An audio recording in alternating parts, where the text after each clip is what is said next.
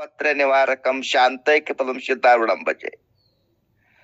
ಅದ್ವೈತ ಚಕ್ರವರ್ತಿ ಜಗದ್ಗುರು ಸಿದ್ಧಾರೂಢರಲ್ಲಿ, ಗುರುನಾಥರೂಢರಲ್ಲಿ, ಆರುಢ ಜ್ಯೋತಿ ಶಿವಪುತ್ರಪ್ಪಗಳಲ್ಲಿ, ಅಭಿನವ ಸ್ತ್ರೀಗಳಲ್ಲಿ, ಅಭಿನವ ಸಿದ್ಧಾರೂಢರಲ್ಲಿ, ವಿದ್ಯಾನಂದರಲ್ಲಿ ಅನಂತ ಕೋಟಿ ದೀರ್ಘದಂಡ ನಮಸ್ಕರಿಸಿ ಶಂಕರಾನಂದ ಮೊದಲು ಮಾಡಿಕೊಂಡು ಎಲ್ಲಾ ಶರಣರ ತಾಯಿಗಳ ಪಾದಕ್ಕೂ ದೀರ್ಘದಂಡ ನಮಸ್ಕರಿಸಿ ಎರಡನೇ ಸಂಧಿಯಲ್ಲಿ ಬರುವಂತ ಅವಲೋಕನ ಶಿವ ಪುನರಾವೃತ್ತಿ ಮತ್ತ ಮಾಡಮ್ಮ ಅಂತ ಹೇಳಿ ಇವತ್ತಿನ ಎರಡನೇ ಸಂಧಿ ಬರುವಂತ ಶ್ರೀ ಗುರು ಶಂಭುಯಲ್ಲಿ ಸಚ್ಚಿದಾನಂದ ಪರಬ್ರಹ್ಮ ಸ್ವರೂಪದಲ್ಲಿ ಕಲ್ಪಿತ ಪುರುಷನೇ ಮೊದಲಾದ ಸೃಷ್ಟಿಯನ್ನು ಉಪಕ್ರಮ ಮಾಡಿ ಎರಡನೇ ಸಂಧಿಯಲ್ಲಿ ಸೃಷ್ಟಿಯನ್ನು ಉಪಸಂಹಾರ ಮಾಡುತ್ತಾರೆ.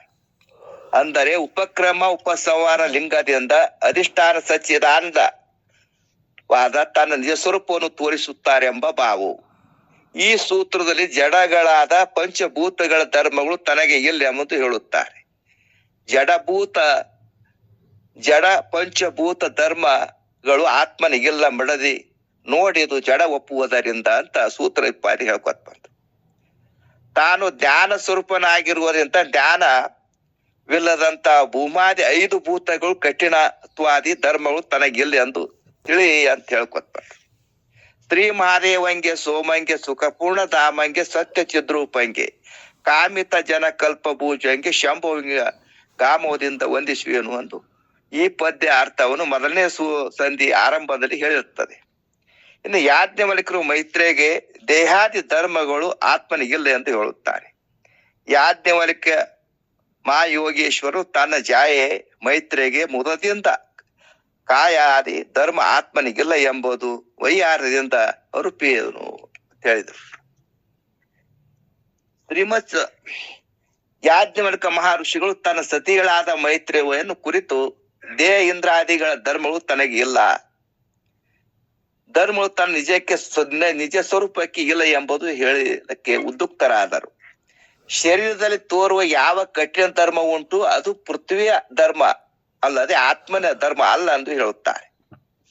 ನರ, ಎಲುಬು, ಮಾಂಸ, ಚರ್ಮ, ರೋಮಗಳು ಕಠಿಣವಾಗಿ ಇರುವುದರಿಂದ ಪೃಥ್ವಿಯ ಕಾರ್ಯವೂ ಇರುತ್ತದೆ. ಆದ್ರೆ ಶರೀರದಲ್ಲಿ ಕಠಿಣವಾಗಿರುವುದು ಭೂಮಿಯ ಗುಣ ಅಲ್ಲದೆ ಆತ್ಮನಿಗೆ ಗುಣ ಇಲ್ಲ ಎಂದು ತಿಳಿಯತಕ್ಕದ್ದು ಅಂತ ಹೇಳಿದ್ರು. ಇನ್ನು ಶರೀರದಲ್ಲಿ ತೋರುವ ದ್ರವಣ ಗುಣಗಳು ಜಲದ ಅಲ್ಲದೆ ಆತ್ಮನಿಗಿಲ್ಲ ಎಂದು ಹೇಳುತ್ತಾರೆ. ದೇಹಾದಿಯಲ್ಲಿರುವ ಮೂತ್ರ, ರಕ್ತ, ರೇತಸ್ಸು, ಪಿತ್ತ, ಕಫಗಳೆವು ದ್ರವ್ಯಾಂಶ ಇರುವುದರಿಂದ ಜಲದ ಕಾರ್ಯವಾಗಿರುತ್ತವೆ. ಆದ್ದರಿಂದ ಈ ಶರೀರದಲ್ಲಿ ತೋರುವ ದ್ರವ್ಯಾಂಶವು ಜಲದ ಧರ್ಮವಲ್ಲದೆ ಆತ್ಮನ ಧರ್ಮ ಅಲ್ಲ ಎಂದು ತಿಳಿ. ಯಾಕಂದ್ರೆ ಆತ್ಮನು ಪವಿತ್ರನಾಗಿರುವನು, ಮೂತ್ರಾದಿಗಳು ಅಪವಿತ್ರವಾಗಿರುತ್ತವೆ. ಆದ್ರಿಂದ ಅಪವಿತ್ರತ್ವವು ಪವಿತ್ರ ಆತ್ಮ ಧರ್ಮವು ಹೇಗೆ ಆದಿತ್ತು ಆಗುವುದಿಲ್ಲ ಎಂದು ಹೇಳಿದರು. ಇನ್ನು ದೇಹಾದಿಗಳಿಗೆ ತೋರುವ ಉಷ್ಣ ಅಂಶವು ಅಗ್ನಿಯ ಗುಣವಲ್ಲದೆ ಆತ್ಮನಿಗಿಲ್ಲ ಎಂದು ಹೇಳುತ್ತಾರೆ. ಸ್ತ್ರೀ ಸಂಘ, ಹಸಿವೆ, ನೀರಡಿಕೆ, ನಿದ್ರೆ, ಆಲಸ್ಯ ಎಂಬುವ ಏನು ಸೇರಿದ ತೋರುವು ಅದು ಉಷ್ಣದ ಭಾಗಗಳಾಗಿರುವುದರಿಂದ ಅಗ್ನಿಯ ಧರ್ಮ ಎಂದು ಆಗಿರುತ್ತವೆ. ಯಾಕಂದ್ರೆ ಶರೀರವು ಉಷ್ಣವಾಗಿದ್ದರೆ ನಿದ್ರೆ ಮೊದಲಾದ ಆಗುತ್ತವೆ, ಇಲ್ಲದಿದ್ದರೆ ಆಗುವುದಿಲ್ಲ. ಆದ್ರಿಂದ ಅಗ್ನಿಯ ಧರ್ಮ ಉಂಟು, ಅದರಿಂದ ಆತ್ಮನ ಧರ್ಮ ಅಲ್ಲ ಎಂದು ಹೇಳಿದರು. ಇನ್ನು ದೇಹದಲ್ಲಿ ಯಾವ ಚಲನ ತತ್ವವು ಅದು ವಾಯುವಿನ ಗುಣವಲ್ಲದೆ ಆತ್ಮನ ಗುಣ ಅಲ್ಲ ಎಂದು ಹೇಳುತ್ತಾರೆ. ಶರೀರದಲ್ಲಿ ತೋರುವಂತ ಹರಿಯುವ, ಹಾರುವ, ತಡೆಯುವ, ತಿರುಗುವ, ನಿಚ್ಚಲ ಇವು ಮೊದಲಾದ ಚಲನ ಅಂಶವುಳ್ಳ ಗುಣಗಳು ವಾಯುವಿನವಾಗಿರುತ್ತದೆ, ಆತ್ಮನು ಅಲ್ಲ ಎಂದು ನಿಶ್ಚಯ ಮಾಡು. ಯಾಕಂದ್ರೆ ಆತ್ಮನು ಪೂರ್ಣನು ಅಚಲನು ಆಗಿರುವನು. ಆದ್ರಿಂದ ಗುಣಯುಕ್ತ ಗುಣಗಳು ವಾಯುವಿನ ಧರ್ಮ ಆಗುತ್ತವೆ, ಇವು ಆತ್ಮನ ಧರ್ಮ ಅಲ್ಲ ಅಂತ ಹೇಳ್ಕೊತ್ ಬಂದರು. ಇನ್ನು ದೇಹದಲ್ಲಿ ತೋರುವ ಕಾಮಾದಿ ಗುಣಗಳು ಅಂಶ ಆಕಾಶದ ಗುಣಗಳಾಗಿವೆ ಎಂದು ಈ ಆತ್ಮನ ಗುಣ ಅಲ್ಲ ಎಂದು ಹೇಳುತ್ತಾರೆ. ಉಕ್ತವು ಕಾಮಾದಿ 5 ಗುಣಗಳು ಆಕಾರ ರಹಿತವಾಗಿರುತ್ತವೆ. ಆಕಾಶವಾದರೂ ಆಕಾರ ರಹಿತ ಉಂಟು. ಆದ್ರಿಂದ ಇವು ಆಕಾಶದ ಗುಣವಲ್ಲದೆ ಆತ್ಮನ ಗುಣ ಅಲ್ಲ ಎಂದು ತಿಳಿ ಅಂತ ಹೇಳಿದ್ರು. ಈ ಭೂತ ಧರ್ಮ ನಿರಾಕರಣೆ ನಿರೂಪಣೆ 1 ಪದ 1 ಸೂತ್ರ 1 ಪದ 7 ಇತ್ತು. ಇನ್ನ ಉಕ್ತ ಸೂತ್ರದಲ್ಲಿ ಜಡವಾದ ಪಂಚಭೂತಗಳ ಧರ್ಮವು ಆತ್ಮನಿಗೆ ಇಲ್ಲಿ ಎಂಬುದು ತಿಳಿಸಿ ಈ ಸೂತ್ರದಲ್ಲಿ ಪ್ರಾಣಾದಿ ಪಂಚಿಕ ವಾಯು ಧರ್ಮಗಳು ಆತ್ಮನಿಗೆ ಇಲ್ಲಿ ಅಂತ ಹೇಳುತ್ತಾರೆ. ಪ್ರಾಣ ಆದಿ 5 ವಾಯುಗಳಾದರೂ ದೇಹದಲ್ಲಿ ವ್ಯವಹರಿಸುತ್ತಾ ತೋರುತ್ತಿರುವುದು ಅವುಗಳು ಕೂಡ ಆತ್ಮನ ಧರ್ಮ ಅಲ್ಲವೆಂದು ನಿಶ್ಚಯವಾಗಿ ತಿಳಿ ಮೈತ್ರ ಅಂತ. ಮುಂದೆ ಹೇಳುವ ವ್ಯವಹಾರಗಳು ಪ್ರಾಣವಾಯುವಿನ ಅಲ್ಲದೆ ಆತ್ಮನ ಸಂಬಂಧವಾದರೂ ಅಲ್ಲ ಎಂಬುದು ಹೇಳುತ್ತಾರೆ. ಪ್ರಾಣವಾಯು ಜಠರಾಗ್ನಿಯ ಸಂಯೋಗದಿಂದ ಉಂಡ ಅನ್ನರಸ ಜೀರ್ಣವಾಗುತ್ತದೆ ಮತ್ತು ಆ ದೇಹವನ್ನು ಅತ್ತಿತ್ತ ತಿರುಗಾಡಿಸುತ್ತದೆ ಮತ್ತು ದೇಹವನ್ನು ಹೊತ್ತುಕೊಂಡು ಇರುತ್ತದೆ. ಇವೆಲ್ಲವೂ ಗುಣಗಳು ಪ್ರಾಣವಾಯುವಿನ ಧರ್ಮ ಅಂತ ಹೇಳ್ಕೊತ್ ಬಂದರು. ಏನ್ ಆಗಿರುತ್ತದೆ? ಆತ್ಮನಿಗೆ ಅಲ್ಲ. ಯಾಕಂದ್ರೆ ಆತ್ಮನು ಚಲನ ರಹಿತನಾಗಿರುತ್ತಾನೆ. ಆದ್ರಿಂದ ಆತ್ಮನ ಧರ್ಮಗಳು ತಿಳಿಯತಕ್ಕದ್ದು ಅಲ್ಲ. ಆತ್ಮನ ಧರ್ಮ ಅಲ್ಲ ಎಂದು ತಿಳಿಯಬೇಕು. ಅಪಾನ ವಾಯುವಿನ ಧರ್ಮವು ಆತ್ಮನಿಗಿಲ್ಲ ಅಂತ ಹೇಳುತ್ತಾರೆ. ಊಟ ಮಾಡಿದ ಅನ್ನ ನೀರವನ್ನು ಕೆಳ ತಕ್ಕೊಂಡು ಹೋಗುವುದು ಮತ್ತು ಮಲಮೂತ್ರ ವಿಸರ್ಜನೆ ಮಾಡುವುದು, ಮೇಯನ್ನು ನೋಯಿಸುವುದು, ಎಲ್ಲಾ ಧರ್ಮಗಳು ಅಪಾನ ವಾಯುವಿಗೆ ಉಂಟಲ್ಲದೆ ಆತ್ಮನಿಗಿಲ್ಲ ಅಂತ ಹೇಳ್ಕೊತ್ ಬಂದ್ರು. ಬಳಿಕ ದೇಹದೊಳಗಿನ ಅನ್ನ ರಸವನ್ನು ಪಸರಿಸುವ ಈ ಧರ್ಮವು ವ್ಯಾನವಾಯು, ಇದು ಆತ್ಮನಿಗಿಲ್ಲ ಅಂತ ಹೇಳುತ್ತಾರೆ.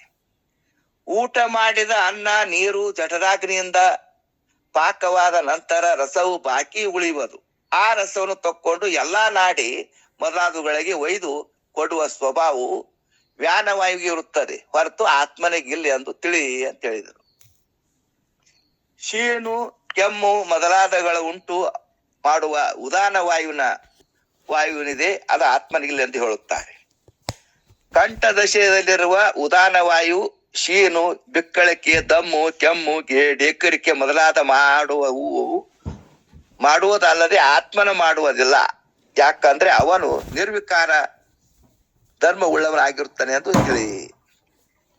ಅನ್ನರಸವನ್ನು ಸರಿಯಾಗಿ ಹಂಚುವ ಧರ್ಮವು ಸಮಾನ ವಾಯುನಲ್ಲದೆ ಆತ್ಮನಿಗಿಲ್ಲ ಅಂತ ಹೇಳುತ್ತಾರೆ.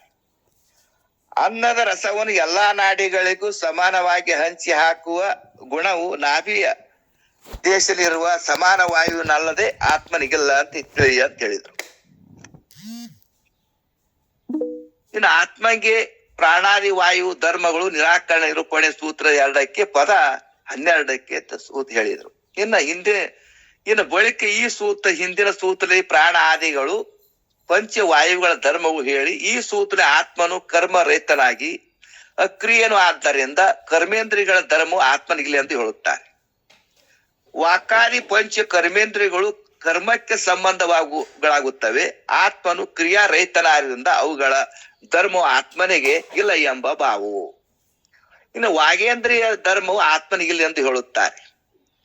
ಜಡಗಳಾದ ಅನೇಕ ಲೌಕಿಕ ವೈದಿಕ ಶಬ್ದಗಳು ಉಚ್ಚಾರ ಮಾಡುವುದು ವಾಗೇಂದ್ರಿಯ ಧರ್ಮವು ವಾಣಿ ರಹಿತವಾದ ಆತ್ಮನಲ್ಲಿ ಇಲ್ಲ. ಯಾಕಂದ್ರೆ ಆತ್ಮನು ಅವಾಕ್ಯ ವಾಣಿ ಇಲ್ಲದವನು, ಶ್ರುತಿ ಹೇಳುತ್ತದೆ. ಆದ್ರಿಂದ ವಾಣಿ ಇಲ್ಲದ ಮೇಲೆ ಅದರ ಧರ್ಮವು ನುಡಿಯುವುದಾದ್ರೂ ಹೇಗೆ ಇತ್ತು ಇಲ್ಲ ಎಂದು ತಾತ್ಪರ್ಯ. ಎರಡನೆಯ 2 ಕೈಗಳು ಧರ್ಮವು ಆತ್ಮನಿಗಿಲ್ಲ ಎಂದು ಹೇಳುತ್ತಾರೆ. ಯಾವುದಾದ್ರೂ ಒಂದು ಜಡ ವಸ್ತುವನ್ನು ಹಿಡಿಯುವುದು ಬಿಡುವುದು ಕೈಗಳ ಧರ್ಮವು, ಇದು ಆತ್ಮನ ಸ್ವರೂಪವಲ್ಲ. ಬಳಿಕ ಪದಗಳ ಗಮನಗಳು ಧರ್ಮಗಳು ಆತ್ಮನ ಸ್ವರೂಪದಲ್ಲಿ ಇರುವುದಿಲ್ಲ ಎಂದು ಹೇಳುತ್ತಾರೆ. ಪಾದಗಳು ಸಮುದ್ರವೇ ಮೊದಲು ಭೂತಗಳ ಸ್ಥಳದಲ್ಲಿ ಸಂಚಾರ ಮಾಡಿ ನಿಲ್ಲತಕ್ಕಂತ ಸ್ವಭಾವ ಉಳ್ಳದ್ದು ಪಾದಗಳ ಧರ್ಮ, ಇದು ಆತ್ಮನಿಗಿಲ್ಲ. ಯಾಕಂದರೆ ತಾನು ದೇಶ ಕಾಲ ವಸ್ತು ಪರಿಚಯದ ಶೂನ್ಯ ಗಮನ ರಹಿತವಾಗಿರುವುದರಿಂದ ತನಗೆ ಪಾದಗಳ ಧರ್ಮವು ಇಲ್ಲ ಎಂಬ ತಾತ್ಪರ್ಯ. ಬಳಿಕ ಮಲವನ್ನು ಬಿಡುವುದು ಹಿಡಿಯುವುದು ಜಡವಾದ ಅದು ಅಪಾನ ವಾಯುವಿನ ಧರ್ಮ ಎಂದು ಆತ್ಮನಿಗಿಲ್ಲ ಎಂದು ಹೇಳುತ್ತಾರೆ. ಶರೀರದ ಒಳಗಿನ ಮಲವನ್ನು ಬಿಡುವುದು ಮತ್ತು ಹಿಡಿಯುವುದು ವಾಯುವಿನ ಇಂದ್ರಿಯ ಧರ್ಮವಾಗಿದೆ. ಇದು ಶರೀರ ಮತ್ತು ವಾಯುವಿನ ಇಂದ್ರಿಯಗಳ ಅಲ್ಲದೆ ಇದು ಆತ್ಮನಲ್ಲಿ ವಾಯು ಧರ್ಮಗಳು ಇಲ್ಲ ಅಂತ ಹೇಳ್ಕೊತ ಬಂತು. ಗುಹ್ಯದಲ್ಲಿ ಧರ್ಮಗಳು ಆತ್ಮನಿಗಿಲ್ಲ ಎಂದು ಹೇಳುತ್ತಾರೆ. ಸ್ತ್ರೀ ಪುರುಷರು ಒಂದಾಗುವ ಸಕಲೇಂದ್ರಿಯಗಳು ಯಾವ ಆನಂದವಾಗುವುದು ಅದು ಆನಂದ ಉಂಟು ಮಾಡುವುದು ಗುಹೇಂದ್ರಿಯ ಧರ್ಮ ಎಂದು ಇದು ಆತ್ಮನಿಗಿಲ್ಲ ಅಂತ ಹೇಳ್ಕೊತ ಬಂದು ಸೂತ್ರ ನಿರೂಪಣೆ ಸೂತ್ರ 3 ಪದ 17 ಹೇಳಿದ್ರು. ಇನ್ನು ಕರ್ಮೇಂದ್ರಿಯಗಳ ಧರ್ಮವು ಆತ್ಮನಿಗಿಲ್ಲ ಎಂಬುದು ಹೇಳಿ ಪಂಚ ಜ್ಞಾನೇಂದ್ರಿಯಗಳ ಧರ್ಮವು ಆತ್ಮನಿಗೆ ಇರುವುದೆಂದು ಹೇಳುತ್ತಾರೆ. ಆತ್ಮನು ಉಪಾಧಿ ರಹಿತ ಕೇವಲ ಚೇತನ ಸ್ವರೂಪನಾಗಿ ಇರುವುದರಿಂದ ಸ್ತೋತ್ರಾದಿ ಪಂಚ ಜ್ಞಾನೇಂದ್ರಿಯಗಳ ಧರ್ಮ ಇರುವುದಿಲ್ಲ. ಇನ್ನು ಸ್ತೋತ್ರಾದಿ ಇಂದ್ರಿಯ ಧರ್ಮವು ಆತ್ಮನಿಗಿಲ್ಲ ಎಂದು ಹೇಳುತ್ತಾರೆ. ವೇದ ಪುರಾಣಗಳ ಆದಿಗಳ ಶ್ರವಣವನ್ನು ಗೀತೆವಾದ ಆನಂದ ನಾದ ಮತ್ತು ಮೊದಲಾದ ಧ್ವನಿಗಳು ಕೇಳುವುದು ಧರ್ಮವು ಕಿವಿಗೆ ಇರುತ್ತದೆ ಹೊರತು ಆತ್ಮನಿಗಿಲ್ಲ ಅಂತ ಹೇಳಿದರು. ಇನ್ನು ತ್ವಗೇಂದ್ರಿಯ ಧರ್ಮ ಆತ್ಮನಿಗಿಲ್ಲ ಎಂದು ಹೇಳುತ್ತಾರೆ.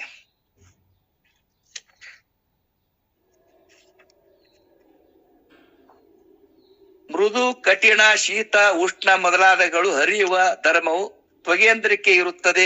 ಈ ಧರ್ಮವು ದೇಹಕ್ಕಲ್ಲದೆ ಆತ್ಮನಿಗಿರಲಾರದು ಅಂತ ಹೇಳಿದರು. ನೇತ್ರಾದಿಯ ಧರ್ಮಗಳು ಆತ್ಮನಿಗಿಲ್ಲ ಎಂದು ಹೇಳುತ್ತಾರೆ. ನಾಟಕದಲ್ಲಿ ಕುಣಿಯುವುದು ವಿಚಿತ್ರ ತರದ ಅನೇಕ ವೇಷ ಮೊದಲಾದವನ್ನು ನೋಡುವುದು ಕಣ್ಣುಗಳ ಧರ್ಮವು ಇವು ಆತ್ಮನಿಗೆ ಇರುವುದಿಲ್ಲ ಅಂತ ಹೇಳಿದ್ರು. ಇನ್ನ ಜೀವೇಂದ್ರಿಯ ಧರ್ಮವು ಆತ್ಮನಿಗಿಲ್ಲ ಎಂದು ಹೇಳುತ್ತಾರೆ. ಸಿಹಿ ಹುಳಿ ಖಾರ ಮೊದಲಾದ 6 ರಸಗಳನ್ನು ಅರಿಯುವ ಧರ್ಮವು ನಾಲಿಗೆ ಇರುತ್ತದೆ ಹೊರತು ಆತ್ಮನಿಗೆ ಇರುವುದೆಂದು ಇದು ಸತ್ಯವಾವು ನಂಬು. ಇದು ನಾಸಿಕೇಂದ್ರಿಯ ಧರ್ಮ ಆತ್ಮನಿಗಿಲ್ಲ ಎಂದು ಹೇಳುತ್ತಾರೆ. ಜ್ಞಾನೇಂದ್ರಿಯಗಳ ಧರ್ಮ ಆತ್ಮನಿಗಿಲ್ಲ ಎಂದು ಹೇಳಿ ಈಗ ಕರ್ಣಗಳ ಧರ್ಮ ಆತ್ಮನಿಗಿಲ್ಲ ಎಂದು ಹೇಳುತ್ತಾರೆ. ಆತ್ಮನು ಕರ್ಣ ಧರ್ಮಗಳು ಉಳ್ಳವನು ಹೌದು ಅಲ್ಲವೋ ಎಂಬ ವಿಷಯದಲ್ಲಿ ಸಂಶಯ ಉಳ್ಳವನಾದರೆ ಕೇಳು. ಮನ ಮೊದಲಾದ ಕರ್ಣಗಳ ಧರ್ಮವು ಕರ್ಣಗಳಿಗೆ ಸಾಕ್ಷಿಯಾದ ಆತ್ಮನೊಳಗೆ ಎಂದೆಂದೂ ಸಂಬಂಧವಿಲ್ಲವು. ಯಾಕಂದರೆ ಕರ್ಣಗಳ ಇಲ್ಲದವ ಆದ್ದರಿಂದ ಎಂಬುದು ಕಾರಣವಾಗುತ್ತವೆ. ಕರ್ಣಗಳಿಲ್ಲ ಆತ್ಮಗತ ಹೇಳ್ತಾರೆ. ಮನ ಧರ್ಮಗಳಿಗೆ ಆತ್ಮನಿಗೆ ಬೇರೆ ಆಗಿರುವುದೆಂಬುದು ಹೇಳುತ್ತಾರೆ. ಭೂತ ಕಾಲ ಮತ್ತು ಸಂಬಂಧಿ ವಸ್ತುವಿನ ಸ್ಮರಣೆ ಹೌದು ಅಲ್ಲವೋ ಎಂಬ ಸಂಕಲ್ಪ ವಿಕಲ್ಪಗಳ ಆಗಲ್ಲ. ಹಾಗೆ ಹಾವೆ ಎಂಬುದು ವಿಪರೀತ ಜ್ಞಾನವಾಗಿದೆ. ಹಗ್ಗವಲ್ಲ ಹಾವೆ ಎಂಬುದು ವಿಪರೀತ ಜ್ಞಾನವಾಗಿದೆ ಮೊದಲಾದ ಮನಸ್ಸಿನ ಧರ್ಮಗಳು ಹೇಳುತ್ತದೆ. ಯಥೋವಾಚ್ಯ ನಿವರ್ತತೆ ಅಪ್ರಾಪ್ಯ ಮನಸ್ಸ ಅಂದರೆ ಎಂಬುದಾಗಿ ಗಮನ ವಾಕ್ಯ ಇರುವುದರಿಂದ ಉಕ್ತ ಮನೋಧರ್ಮವು ಆತ್ಮನಿಗಿಲ್ಲ. ಈ ಮನೋಧರ್ಮವನ್ನು ಅರಿಯುವಂತ ಸಾಕ್ಷಿಯಾಗಿರುತ್ತಾನೆ ಅಂತ ಹೇಳುತ್ತಾರೆ. ಇನ್ನು ಬುದ್ಧಿಯ ನಿಶ್ಚಯ ರೂಪ ಧರ್ಮಗಳು ಆತ್ಮನಿಗಿಲ್ಲ ಎಂದು ಹೇಳುತ್ತಾರೆ. ಸಂಶಯಗಳೆಲ್ಲವೂ ಕಳೆದು ನಿಶ್ಚಯ ಜ್ಞಾನ ಉಂಟು ಮಾಡುವುದು ಬುದ್ಧಿಯ ಧರ್ಮವಾಗಿದೆ ಹೊರತು ಬುದ್ಧಿಯನ್ನು ಬೆಳಗುವಂತ ಸ್ವಯಂ ಪ್ರಕಾಶ ರೂಪವಾದ ತನ್ನ ಧರ್ಮವಲ್ಲ ಎಂಬುದು ಸತ್ಯ. ಇದು ನಂಬು ಅಂತೇಳಿ. ಇನ್ನು ಅಭಿಮಾನದಿಂದ ಅಹಂಕಾರ ಧರ್ಮಗಳು ಆತ್ಮನಿಗಿಲ್ಲ ಅಂತ ಹೇಳುತ್ತಾರೆ. ವಿನಯಾದಿ ಗುಣಗಳಿಂದ ಶೋಭಿಸುವಳೆ ಆಲಿಸು ದೇಹೇಂದ್ರಾದಿಗಳಲ್ಲಿ ಏನೊಂದು ಘಟಾದಿ ಸರ್ವಭೋಗ ವಿಷಯಗಳಿ ನನ್ನದೆಂದು ಅಭಿಮಾನವನ್ನು ಮಾಡುವುದು ಅಹಂಕಾರವಾಗಿರುತ್ತದೆ. ಈ ಧರ್ಮವು ಜನನಾದಿ 6 ವಿಕಾರದಿಂದ ರಹಿತವಾದ ಆತ್ಮನಿಗಿಲ್ಲ ಅಂತ ಹೇಳಿದರು. ಇನ್ನು ಸಂಸ್ಕಾರ ಧರಿಸಿ ಸ್ಮರಿಸುವುದು ಚಿತ್ತಿನ ಧರ್ಮ ಆದರೂ ಆತ್ಮನಿಗಿಲ್ಲ ಅಂತ ಹೇಳುತ್ತಾರೆ. ಮನ ಬುದ್ಧಿ ಅಹಂಕಾರಗಳು ಯಾವ ವಿಷಯಗಳನ್ನು ಅರಿಯುತ್ತಿರುವನು ಅವುಗಳ ಸಂಸ್ಕಾರವು ಧಾರಣ ಮಾಡಿಕೊಂಡು ಕಾಲಾಂತರದಲ್ಲಿ ಸಜಾತಿಯ ವಸ್ತು ದರ್ಶನದಿಂದ ಅವುಗಳನ್ನು ಸ್ಮರಣವನ್ನು ಮಾಡುವುದು ಚಿತ್ತಿನ ಧರ್ಮವು. ಇದು ಅದಕ್ಕೆ ಸಾಕ್ಷಿಯಾದ ಆತ್ಮನಲ್ಲಿ ಇರುವುದಿಲ್ಲ ಅಂತ ಹೇಳ್ಕೊತ ಬಂತು. ಇನ್ನು ಜ್ಞಾತೃವಿನ ನಾನಾ ಭಾವನಾ ರೂಪ ಧರ್ಮಗಳು ಆತ್ಮನಿಗಿಲ್ಲ ಎಂದು ಹೇಳುತ್ತಾರೆ. ನಾನು ಜೀವನು, ನಾ ಅಜ್ಞಾನಿ, ನಾ ಜ್ಞಾನಿ, ಈ ನಾನು ಪರಮಾತ್ಮ ಎಂಬ ಭಾವನೆಯನ್ನು ಮಾಡುವುದು ಜ್ಞಾತೃ ನಾಮಕರಣದ ಧರ್ಮವು ನಿಜವಾದ ಪ್ರತ್ಯೇಕಾತ್ಮ ರೂಪನ ತನ್ನ ಧರ್ಮಗಳ ಅಲ್ಲ ಎಂಬುದು ಈ ವೇದದಲ್ಲಿ ಸಿದ್ಧವಾಯಿತು. ಇನ್ನು ಹಿಂದಿನ ಸೂತ್ರೀಕರಣಗಳ ಧರ್ಮವು ತನಗಿಲ್ಲ ಎಂಬುದು ಹೇಳಿ ಈ ಸೂತ್ರ ಕರ್ಮೇಂದ್ರಿಯ ಮೊದಲಾದ ಕರ್ಣಗಳು ಪೇರಿಸುವ ಗುಣಗಳು ವಾಯುವಿನಲ್ಲದೆ ಹೊರತು ಆತ್ಮನಿಲ್ಲ ಎಂದು ಹೇಳುತ್ತಾರೆ.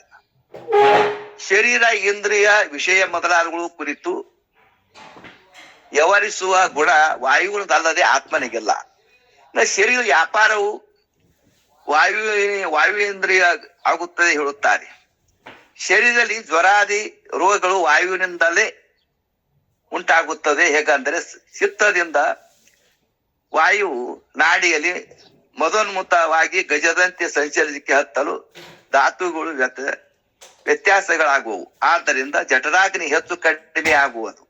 ಆ ನಂತರ ಯಾವುದಾದೊಂದು ರೋಗವು ಉಂಟಾಗುವುದು. ಶರೀರವು ಅತ್ಯುತ್ತ ಸಂಚಾರವನ್ನು ಮಾಡಬೇಕಾದ್ರೂ ವಾಯುವಿನ ಮೂಲಕವೇ ಆಗುತ್ತದೆ ಹೊರತು ಆತ್ಮನಿಗಿಲ್ಲ ಎಂದು ತಿಳಿಯಬೇಕು. ಇನ್ನು ನಾಗಾದಿ 5 ವಾಯುವಿನ ವಾಗಾದಿ 5 ಕರ್ಮೇಂದ್ರಿಯಗಳು ಹೇಳುತ್ತಾರೆ. ನಾಗಾದಿ 5 ವಾಯು ಕ್ರಮವಾಗಿ ವಾಗಾದಿ ಪಂಚ ಕರ್ಮೇಂದ್ರಿಯಗಳನ್ನು ಪೇರಿಸುತ್ತವೆ ಬಾವು. ಪ್ರಾಣ ಪಂಚಕವು ಸೂತ್ರಾದಿ ಪಂಚ ಜ್ಞಾನೇಂದ್ರಿಯಗಳು ಪೇರಿಸುತ್ತವೆಂದು ಹೇಳುತ್ತಾರೆ. ಪ್ರಾಣಾದಿ ಪಂಚಕ ವಾಯು ಸೂತ್ರಾದಿ ಪಂಚ ಜ್ಞಾನೇಂದ್ರಿಯಗಳು ಅನ್ನು ಕ್ರಮವಾಗಿ ಶಬ್ದಾದಿ ಪಂಚ ವಿಷಯಗಳೊಡನೆ ವ್ಯವಹರಿಸುವಂತೆ ಮಾಡುತ್ತವೆ. ಇದು ಆತ್ಮನಿಗೆ ಧರ್ಮವಲ್ಲ ಅಂತ ಹೇಳ್ಕೊತ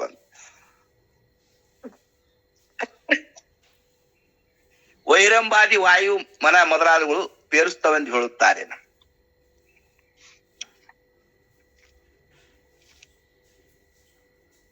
ಈ ಅರ್ಥವು ಸುಗಮ ಇರುತ್ತದೆ. ಆತ್ಮನಿಗೆ ಇವು ಇಲ್ಲ ಅಂತ ಹೇಳ್ಕೊ. ಹಿಂದಿನ ಸೂತ್ರದಲ್ಲಿ ಕರ್ಣಗಳು ವ್ಯವಹಾರಗಳು ಹೇಳುತ್ತವೆ. ವೈರಂಬ, ಮುಖ್ಯ, ಪ್ರಪಂಚನ, ಅಂತರ್ಯಾಮಿ ಇವು ಪ್ರಾಣಿಯು 5 ವಾಯುಗಳು ಇರುತ್ತವೆ. ವೈರಂಬ ವಾಯು ಮತ್ತು ಮುಖ್ಯ ವಾಯು, ಪ್ರಪಂಚನ ವಾಯು ಮತ್ತು ಅಂತರ್ಯಾಮಿ ವಾಯು ಅಂತಿವು 5 ಹೇಳುತ್ತಾರೆ ಪ್ರಾಣವಾಯು. ಈ ಸೂತ್ರದಲ್ಲಿ ಹೇಳಿದರು. ಇನ್ನು ಸೂತ್ರದಲ್ಲಿ ಸಕಲ ಕರ್ಣಗಳ ವ್ಯವಹಾರವು ಆ ವಾಯುವಿನ ಮೂಲಕವಾಗಿರುವುದರಿಂದ ಉಕ್ತ ಕರ್ಣಗಳಿಗೆ ತೋರುವ ದುಃಖವನ್ನು ಕರ್ಣರಹಿತವಾದ ಸುಖರೂಪವಾದ ತನ್ನಲ್ಲಿ ಎಂದು ತೋರುವುದಿಲ್ಲ ಎಂದು ಹೇಳುತ್ತಾರೆ. ಮನ ಮೊದಲಾದ ಸಕಲ ಕರ್ಣಗಳಿಗೆ ತೋರುವ ದುಃಖಗಳು ಆನಂದ ರೂಪ ಸ್ವರೂಪನಾದ ತನ್ನಲ್ಲಿ ಇಲ್ಲ. ಯಾಕಂದ್ರೆ ತಾನು ಕರ್ಣಗಳಿಗೆಲ್ಲಕ್ಕೂ ಸಾಕ್ಷಿ ಆಗಿರುವುದರಿಂದ. ಇನ್ನು ಮನ, ಬುದ್ಧಿ, ಅಹಂಕಾರ, ಚಿತ್ತು, ಜ್ಞಾತೃಗಳಲ್ಲಿ ತೋರುವ ದುಃಖಗಳು ತನ್ನಲ್ಲಿ ಇಲ್ಲ ಎಂಬುದು 2 ಪದಗಳಿಂದ ಹೇಳುತ್ತಾರೆ. ಸಂಶಯದಿಂದ ಮನಸ್ಸಿನಲ್ಲಿ, ನಿಶ್ಚಯದಿಂದ ಬುದ್ಧಿಯಲ್ಲಿ, ಗರ್ವದಿಂದ ಅಹಂಕಾರದಲ್ಲಿ, ಭ್ರಾಂತಿಯಿಂದ ಚಿತ್ತದಲ್ಲಿ, ಅಜ್ಞಾನದಿಂದ ಜ್ಞಾತೃವಿನಲ್ಲಿ, ಭ್ರಮೆಯಿಂದ ವಿಷಯಗಳಲ್ಲಿ ದುಃಖ ಉತ್ಪನ್ನವಾಗುವುದು. ಆದರೆ ಆನಂದ ಘನರೂಪವಾದ ತನ್ನಲ್ಲಿ ಯಾವ ಕರ್ಣಾದಿಗಳು ದುಃಖವಿಲ್ಲ ಎಂದು ಭಾವವು. ಇನ್ನು ಕರ್ಣಗಳಲ್ಲಿ ತೋರಿದ ದುಃಖವು ಆತ್ಮ ಮೂಲಕ ತೋರಿದವೆಂದು ಅಲ್ಲವೆಂದು ಹೇಳುತ್ತಾರೆ. ಮನ, ಬುದ್ಧಿ ಮೊದಲಾದ ಕರ್ಣಗಳಲ್ಲಿ ಹುಟ್ಟಿದ ದುಃಖವು ಆತ್ಮನ ಯತ್ನ ಮೂಲಕ ಹುಟ್ಟಿದ್ದಲ್ಲ. ಯಾಕಂದ್ರೆ ಆತ್ಮನು ಕರ್ಣಗಳಿಗೆ ಸೂರ್ಯನಂತೆ ಸಾಕ್ಷಿಯಾಗಿ ಬೇರೆಯಾಗಿರುವನು. ಆದರೆ ವೈರಂಬ ವಾಯುಗಳೇ ಕರ್ಣಗಳನ್ನು ಪೇರಿಸಿ ಆಯಾ ದುಃಖಗಳನ್ನು ಕೊಡುತ್ತವೆ ಎಂದು ಅರ್ಥವಾಗುತ್ತದೆ. ಇನ್ನು ಎಲ್ಲಾ ಕರ್ಣಗಳು ತೋರಿದ ಸುಖ ದುಃಖಗಳು ಊಟ ಮಾಡುವುದು ಮನವಾಗಿರುತ್ತದೆ ಹೊರತು ಆತ್ಮನಿಗಿಲ್ಲ ಎಂದು ಹೇಳುತ್ತಾರೆ. ಆಯಾ ಕರ್ಣಗಳಿಗೆ ತೋರುವ ಸುಖ ದುಃಖ ಮೊದಲಾದಗಳನ್ನು ಅನುಭವಿಸುವುದು ಮನಸ್ಸಾಗಿರುವನು, ತಾನು ಅನುಭವಿಸುವನಲ್ಲ. ಯಾಕಂದ್ರೆ ತಾನು ಅನುಭವಿಸುವವನು ಆಗಿದ್ದರೆ ನಿದ್ರೆಯಲ್ಲಿಯೂ ತಾನು ಸುಖಿ ನಾನು ದುಃಖಿ ಅನ್ನಬಹುದಾಗಿತ್ತು. ಆದರೆ ಹಾಗೆ ಅನ್ನುವುದಿಲ್ಲ. ಕಿಂತು ನೆನಪಿನಲ್ಲಿ ಮನಸ್ಸು ಇರುವುದರಿಂದ ಸುಖ ದುಃಖಗಳು ತೋರುತ್ತವೆ. ನಿದ್ರೆಯಲ್ಲಿ ತಾನಿದ್ದು ಸುಖ ದುಃಖಗಳು ಇರುವುದಿಲ್ಲ. ಆದ್ರಿಂದ ಮನವೇ ಸುಖ ದುಃಖವನ್ನು ಅನುಭವಿಸುತ್ತದೆಂಬ ಭಾವವು ಇದು. ಈ ವಿಷಯ ಅನುಭವಿಸುವುದು ಮರೆಯುವುದು ಮನಸ್ಸು ಆತ್ಮನಿಗಿಲ್ಲ ಎಂದು ಹೇಳುತ್ತಾರೆ.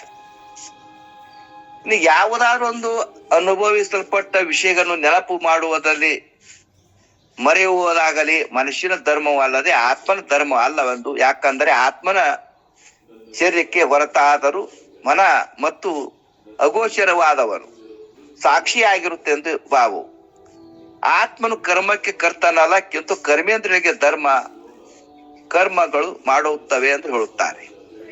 ಎಲ್ಲಾ ಕರ್ಮೇಂದ್ರಿಯಗಳು ತಮ್ಮ ತಮ್ಮ ಕ್ರಿಯೆಯನ್ನು ಮಾಡುತ್ತವೆ ಹೊರತು ಆತ್ಮನ ಕ್ರಿಯೆಗಳು ಮಾಡುವುದಿಲ್ಲ. ಯಾಕಂದರೆ ಆತ್ಮನು ಯಾವುದೊಂದು ದೋಷವಿಲ್ಲದವನು, ನಿಷ್ಕ್ರಿಯನು, ಪೂರ್ಣನು ಆಗಿರುತ್ತಾನೆ. ಆದ್ರಿಂದ ಅವನಲ್ಲಿ ಯಾವುದೊಂದು ಕ್ರಿಯೆಗಿಲ್ಲ, ಅವನು ಯಾವ ಕ್ರಿಯೆಗೂ ಕರ್ತನೂ ಅಲ್ಲ.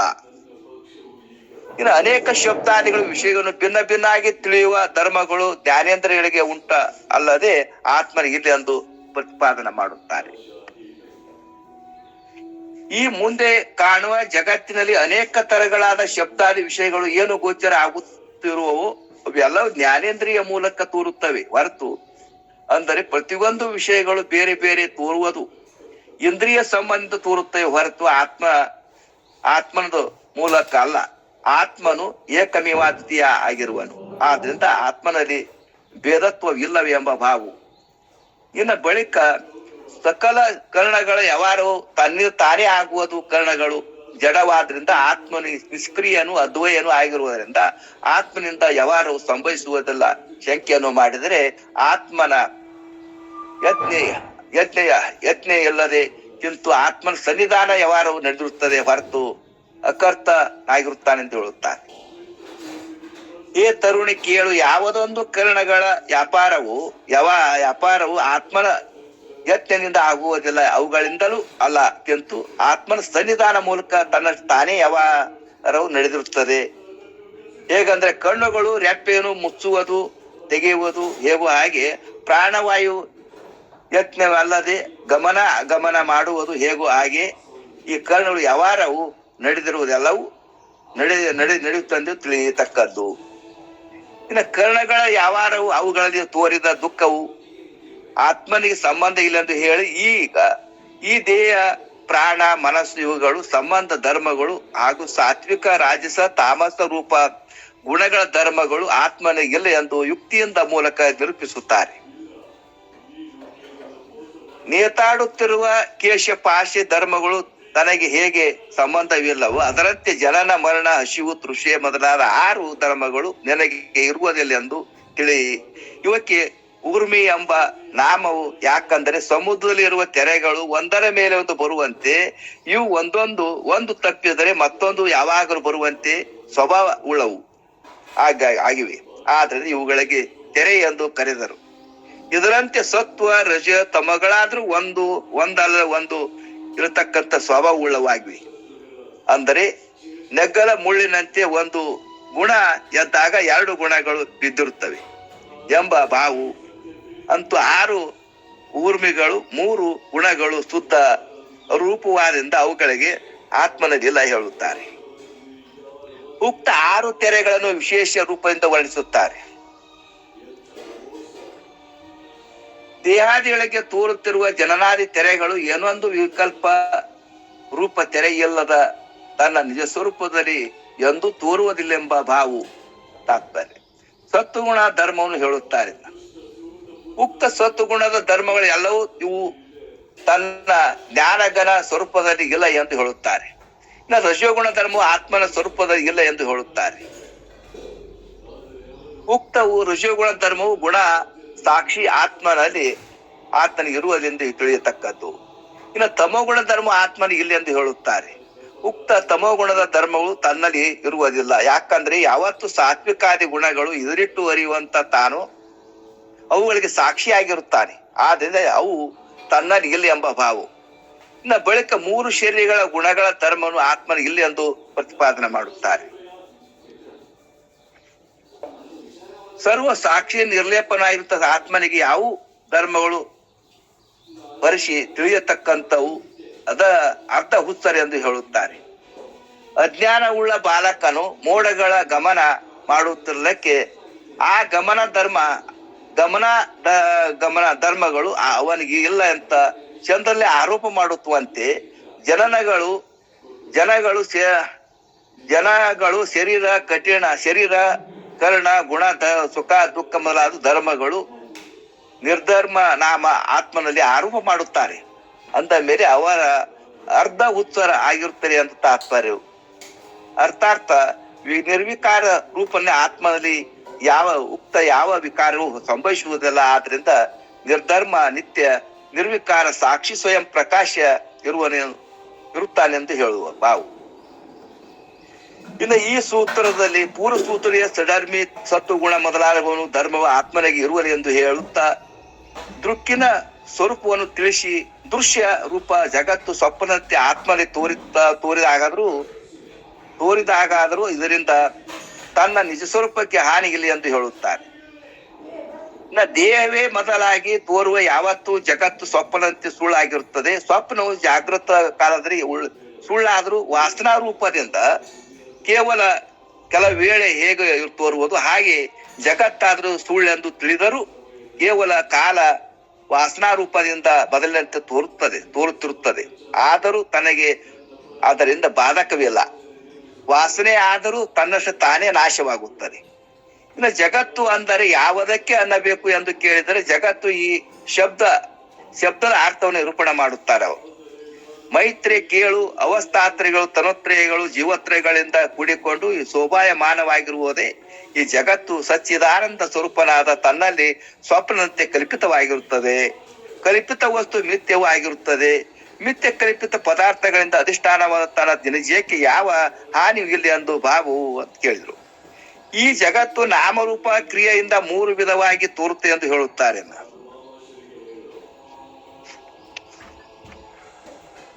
ಜಗತ್ತು ಅನೇಕ ರೂಪ ನಾಮ ಕ್ರಿಯೆಗಳಿಂದ ಭೇದವಾಗಿ ತೋರುತ್ತಿರುವುದು. ಆದರೂ ಇದು ಸಚ್ಚಿದಾನಂದ ರೂಪ ತನ್ನಲ್ಲಿ ತೋರುವುದರಿಂದ ಕಲ್ಪಿತವಾಗಿರುತ್ತದೆ. ಕಲ್ಪಿತವಾದ ಖುಷಿ ಅಂದರೆ ತನ್ನ ಸದ್ರೂಪ ಮೇಲೆ ರೂಪು ಚಿದ್ರೂಪ ಮೇಲೆ ನಾಮವು ಆನಂದ ಮೇಲೆ ಕ್ರಿಯೆಗಳು ಕಲ್ಪಿತವಾಗಿರುತ್ತವೆ. ಹೇಗಂದರೆ ರೂಪ ಅದೇ ನಾಮ ತೋರುತ್ತದೆ ಎಂದು ಅನ್ನುವುದು ಈ ಸದ್ರೂಪ ಚಿತ್ರೂಪವು ಪ್ರಕಟವಾಗುತ್ತವೆ. ಕ್ರಿಯೆವು ಮುಗಿದ ನಂತರ ಆನಂದವು ಪ್ರಕಟವಾಗುವುದರಿಂದ ಪ್ರತಿಯೊಂದು ಕ್ರಿಯೆಗಳು ಆನಂದವನ್ನು ಉದ್ದೇಶಿಸಿ ಪ್ರವೃತ್ತಗಳಾಗಿದ್ದರಿಂದಲೂ ಆನಂದದ ಮೇಲೆ ಕ್ರಿಯೆಗಳು ತೋರುತ್ತವೆ. ಅರ್ಥಾತ್ ಸಚ್ಚಿದಾನಂದ ರೂಪನ ತನ್ನಲ್ಲಿ ನಾಮರೂಪ ಕ್ರಿಯೆ ಆತ್ಮಕ ಜಗತ್ತು ಕಲ್ಪಿತವಾಯಿತು ಎಂದು ಭಾವು.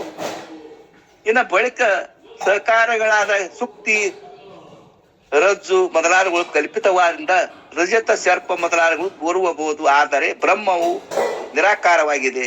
ಅದರಲ್ಲಿ ಜಗತ್ತು ಕಲ್ಪಿತವಾಗದ ಶಂಕೆಯನ್ನು ಮಾಡಿದ್ರೆ ಉತ್ತರ ಮಾತು ಹೇಳುತ್ತಾರೆ. ನಿರಾಕಾರವು ಪರಿಪೂರ್ಣವಾದ ಆಕಾಶದಲ್ಲಿ ಕೊಪ್ಪರಿಕೆಯ ಆಕಾರವು ನೀಲವರ್ಣವು ಮಲಿನತ್ವವು ಹೇಗೆ ತೋರುವುದು ಅದರಂತೆ ತನ್ನಲ್ಲಿ ನಾಮರೂಪ ಕ್ರಿಯಾತ್ಮಕ ಜಗತ್ತು ಮಿತಿಯಾಗಿ ತೋರುತ್ತದೆ ಎಂಬ ಭಾವು. ಅಧಿಷ್ಠಾನದಲ್ಲಿ ಕಲ್ಪಿತ ವಸ್ತು ಮಿತಿಯಾದ ತಿಳಿದ ಕೂಡಲೇ ದಷ್ಟವಾಗಿ ಹೋಗುತ್ತದೆ. ಹೇಗೆಂದರೆ ಸುಕ್ತಿ ಜ್ಞಾನವಾದ ಕೂಡಲೇ ರಜತವು ತಾನು ಹೇಗೆ ಇಲ್ಲದಂತೆ ಆಗುತ್ತದೆಯೋ ಅದರಂತೆ ತನ್ನ ಧ್ಯಾನವಾದ ಕೂಡಲೇ ಸುಳ್ಳೆಂದು ತಿಳಿದರೂ ಮೊದಲಂತೆ ತೋರುತ್ತದೆ. ಆದರೆ ಮಿಥ್ಯೆ ಅಲ್ಲ ಎಂದು ಶಂಕೆಯನ್ನು ಮಾಡಿದೆ ಮತ್ತೆ ಉತ್ತರ ಹೇಳುತ್ತಾರೆ ಅವರು. ಲೋಕದಲ್ಲಿ ಹಗೆತನವು ರಾಜಿಯಾದ ನಂತರ ಕೆಟ್ಟು ಹೋಗುತ್ತದೆ. ಆ ನಂತರ ಅವನು ಭೇಟಿಯಾದ ಕೂಡಲೇ ಆಗಲಿ ಅಥವಾ ಯಾವಾಗಾದರೂ ತನ್ನ ಸ್ಮರಣದಲ್ಲಿ ಆಗಲಿ ಇವನು ನನ್ನ ಶತ್ರು ಎಂಬ ಭಾವನೆ ಬರುತ್ತದೆ. ಬಂದಾಗಾದರೂ ಹೇಗೆ ದೋಷವಿಲ್ಲವೋ ಹಾಗೆ ಜಗತ್ತು ಮಿಥ್ಯೆ ಎಂದು ತಿಳಿದಾಗಾದರೂ ಮೊದಲು ಇದ್ದಂತೆ ತೋರುತ್ತದೆ. ತೋರಿದರೂ ತನ್ನ ನಿಜಕ್ಕೆ ಅದರಿಂದ ಹಾನಿ ಏನೂ ಇಲ್ಲ ಎಂಬ ಭಾವ. ಇನ್ನು ಜಗತ್ತು ಮಿಥ್ಯೆಯಾದರೂ ವಾಸನಾ ರೂಪದಿಂದ ಕಾಣಿಸಿಕೊಂಡು ದುಃಖವನ್ನು ಕೊಡಬಹುದು ಎಂದು ಶಂಕೆಯನ್ನು ಮಾಡಿದರೆ ಉತ್ತರ ಮಾತು ಹೇಳುತ್ತಾರೆ. ಸ್ವಪ್ನದಲ್ಲಿ ತನ್ನ 2 ಕೈಗಳು ಬಂಧಿಸಲ್ಪಟ್ಟ ಕಬ್ಬಿಣದ ಬೇಡಿಗಳು ಎಚ್ಚರಿಕೆಯಾದ ನಂತರ ಸುಳ್ಳೆಂದು ನಿಶ್ಚಯಿಸಲ್ಪಡುತ್ತಾನೆ. ಆದರೂ ನಾನು ಸ್ವಪ್ನದಲ್ಲಿ ಬಂಧಿಸಲ್ಪಟ್ಟಿದ್ದೀನಿ ಎಂದು ಪುರುಷನಿಗೆ ವಾಸನೆಯ ಮಾತ್ರ ಪ್ರತೀತಿಯಾಗಿ ಇರುತ್ತದೆ. ಆದರೂ ಅದರಿಂದ ಅವು ಪುರುಷನಿಗೆ ಹಾನಿಗಿಲ್ಲ ಎಂದು ಹೇಳುತ್ತಾನೆ. ಅಧಿಷ್ಠಾನವಾದ ತನ್ನ ಜ್ಞಾನದಿಂದ ಜಗತ್ತು ಮಿಥ್ಯೆ ಎಂದು ಜ್ಞಾನವಾದ ನಂತರದಲ್ಲಿ ವಾಸನಾ ಮೂಲಕ ಸಂಸಾರ ತೋರಬಹುದು. ತೋರಿದಾಗಾದರೂ ಅದರಿಂದ ತನಗೆ ಯಾವ ಹಾನಿಯೂ ಇಲ್ಲ ಎಂಬ ಭಾವು. ಇನ್ನು ಬಳಿಕ ಜಗತ್ತು ಮಿಥ್ಯೆ ಎಂದು ತಿಳಿದರೂ ಅದು ವಾಸನಾ ಮೂಲಕ ಪೂರ್ವದಂತೆ ತೋರುತ್ತೆ ಎಂದು ಹೇಳಿದ ಮೇಲೆ ಜ್ಞಾನ ಪ್ರಾಪ್ತಿಯಾದ ಪ್ರಯೋಜನವೇನು? ಜಗದ್ ವಾಸನ ಸತ್ಯವಾಗಿ ಉಳಿಯುವುದರಿಂದ ಪರಮ ಪುರುಷಾರ್ಥಕ ಲಭಿಸದೆ ಹೋಗುವುದು. ಇದಕ್ಕೆ ಗತಿ ಏನು ಎಂದು ಶಂಕೆಯನ್ನು ಮಾಡಿದರೆ ಉತ್ತರ ಮಾತು ಹೇಳುತ್ತಾರೆ. ಆ ವಾಸನೆಯು ಅವಿದ್ಯೆಯಿಂದ ಜನ್ಯವಾಗಿರುವುದು. ಅಂದರೆ ವಿಕ್ಷೇಪ ಶಕ್ತಿ ವಿಶಿಷ್ಟ ಅಜ್ಞಾನದಿಂದ ಅಂಶವಾಗಿರುತ್ತದೆ. ಅದರಿಂದ ಅದು ತಾನೇ ನಾಶವಾಗುವುದು. ಅದನ್ನು ನಾಶ ಮಾಡಲಿಕ್ಕೆ ಬೇರೊಂದು ಉಪಾಯವು ಬೇಕಾಗಿಲ್ಲ. ಕರಂಡದಲ್ಲಿದ್ದ ಕಸ್ತೂರಿಯನ್ನು ಅಥವಾ ಕರ್ಪೂರವನ್ನು ತೆಗೆದು ಕೂಡಲೇ ಅದರಲ್ಲಿ ವಾಸನೆಯು ತಾನೇ ಹೇಗೆ ಹೋಗುತ್ತದೆಯೋ ಹಾಗೆ ಇದಾದರೂ ಹೋಗುವುದು. ಜಗದ ವಾಸನೆ ಹೊರಟು ಹೋದ ಮೇಲೆ ಬಾಕಿ ಉಳಿದಂತ ತನ್ನ ನಿಜ ಸ್ವರೂಪವು ಯಾವುದು ಉಪಾಧಿ ಇಲ್ಲದಂತಾಗುವುದು ಆ ಪರಿಪೂರ್ಣವಾಗಿ ಆ ಕರಂಡದಲ್ಲಿದ್ದ ಇರುತ್ತದೆ. ಇದೇ ಪರಮ ಪುರುಷಾರ್ಥವು. ಇದಕ್ಕೆ ಮೋಕ್ಷ ಎನ್ನುವರು. ಆದ್ರಿಂದ ಜ್ಞಾನದಿಂದ ಪರಮ ಪ್ರಯೋಜನ ಉಂಟು. ಇನ್ನು ಬಳಿಕ ಜ್ಞಾನದಿಂದ ಜಗತ್ತು ಮಿಥ್ಯೆ ಎಂದು ಹೇಳಿದಂತಾಯ್ತು.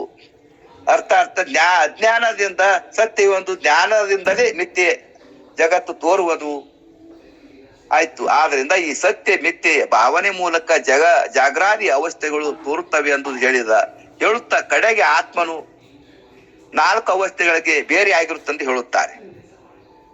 ಜಾಗ್ರತ ಮತ್ತು ಸ್ವಪ್ನ ಸುಪ್ತಿಗಳ 3 ಅವಸ್ಥೆಗಳು ಸತ್ವ ರಜ ತಮಗಳೆಂಬ ಗುಣತ್ರಯಗಳ ಮೂಲಕ ತೋರುತ್ತವೆ. ಅವಸ್ಥೆಗಳಿಗೆ ನಾಶವಾದ ಬಳಿಕ 4ನೇದ ಗುಣ ಗಂಧದ ಅಂದರೆ ಗುಣದ ವಾಸನಾ ರೂಪ 4ನೇ ಸ್ಥೂರ್ಯ ಅವಸ್ಥೆಯು ನಿಜವಾಗಿ ಆತ್ಮ ಸ್ವರೂಪವೇನು ಎಂಬಂತೆ ತೋರಿದರೂ ಅದು ಆತ್ಮ ಸ್ವರೂಪವಲ್ಲ, ಕಿಂತು ಅದು ಮಿಥ್ಯೆ ಆಗಿರುತ್ತದೆ. ಆ ವಾಸನಾತ್ಮಕ ಸ್ಥೂರ್ಯ ಅವಸ್ಥೆಯು ಉತ್ಪತ್ತಿ ನಾಶಗಳಿಗೆ ಅಧಿಷ್ಠಾನವಾದ ಯಾವ ವಸ್ತು ಉಂಟು ಅದು ತಾನ ಆಗಿರುತ್ತಾನೆ ಎಂದು ಭಾವವು. ಇನ್ನು ಜಾಗ್ರಾದಿ ಅವಸ್ಥೆಗಳು ಸ್ವರೂಪವನ್ನು ಹೇಳುತ್ತಾರೆ.